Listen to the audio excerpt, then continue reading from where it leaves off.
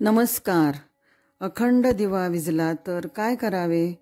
बऱ्याच भक्तांना सारखा प्रश्न पडतो की अखंड दिव्याची वात सरकवताना किंवा दिव्यात तेल टाकताना तसेच वाऱ्याने किंवा अन्य कोणत्याही कारणाने अखंड दिवा विझला तर आपल्याला काही दोष तर लागणार नाही ना, किंवा आपली सेवा ही खंडित तर होणार नाही ना, व तसेच आपल्यासोबत काही वाईट तर घडणार नाही ना, असे बरेच नको ते प्रश्न भक्तांच्या मनात येत असतात.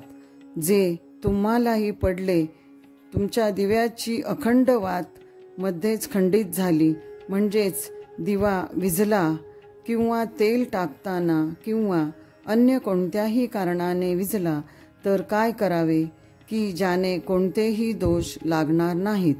चला तर मग सर्व प्रश्नांची उत्तरे आपण बघूयात. देवी मातेची अखंड दिव्याची सेवा करणार असाल तर ती पूर्ण दक्षता ठेवून व काळजीपूर्वक करावी, जेणेकरून तुमच्या हातून काही चुका होणार नाहीत. तुम्हाला जर दिवा साफ करायचा असेल किंवा दिव्यात तेल टाकायचे असेल किंवा तुपाचा दिवा असेल तर तूप टाकायचे असेल, तसेच दिव्याची काजळ काढायची असेल, त्याआधी तुम्ही एक लहानसा दिवा घेऊन तो अखंड दिव्याच्या मदतीने तो आधी प्रज्वलित करून घ्यावा. येथे लक्षात घ्या की तुमचा अखंड दिवा तेलाचा असेल तर लहान दिवा तेलाचाच घ्यावा. जर तुमचा दिवा तुपाचा असेल तर लहान दिवाही तुपाचाच घ्यावा आणि नंतर मग अखंड दिव्याच्या ज्योतीने तो प्रज्वलित करावा.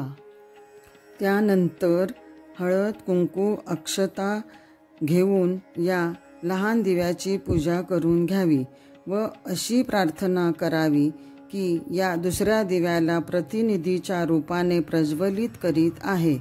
जो आमचा अखंड दिवा आहे त्याच्या प्रतिनिधी स्वरूप या लहान दिव्याला प्रज्वलित करीत आहे असे बोलून तुम्ही लहान दिवा प्रज्वलित करून घ्यावा. आणि नंतर हे सर्व केल्यानंतर तुम्हाला जर अखंड दिवा साफ करायचा असेल, म्हणजेच तुम्हाला दिव्यात तेल टाकायचे असेल किंवा दिव्यात येणारी काजळ काढायची असेल तर ती काढून घ्यावी. हे करताना सर्व काळजीपूर्वक करा, जेणेकरून तुमचा अखंड दिवा विझणार नाही. पण जर समजा हा तुमचा दिवा काही कारणास्तव विझला तर तुम्ही हा अखंड दिवा परत घ्या. पण आम्ही जो लहान दिवा प्रतिनिधी म्हणून प्रज्वलित केलेला आहे त्यानेच या अखंड दिव्याला पुन्हा प्रज्वलित करा.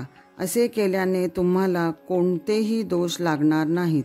आता प्रश्न पडतो की जर तुमचा अखंड दिवा मध्येच खंडित झाला किंवा खिडकीमधून वारा आल्याने दिवा विझला, तसेच अन्य कारणामुळे विझला तर त्यामुळे आपल्याला काही दोष लागतील का, किंवा आपली पूजा निष्फळ होईल का, किंवा आपले काही बरे वाईट होईल का, असे बरेच प्रश्न मनात येत असतात. सगळ्यात अगोदर हे लक्षात घ्या की तुम्ही हे जाणून बुजून नाही केले.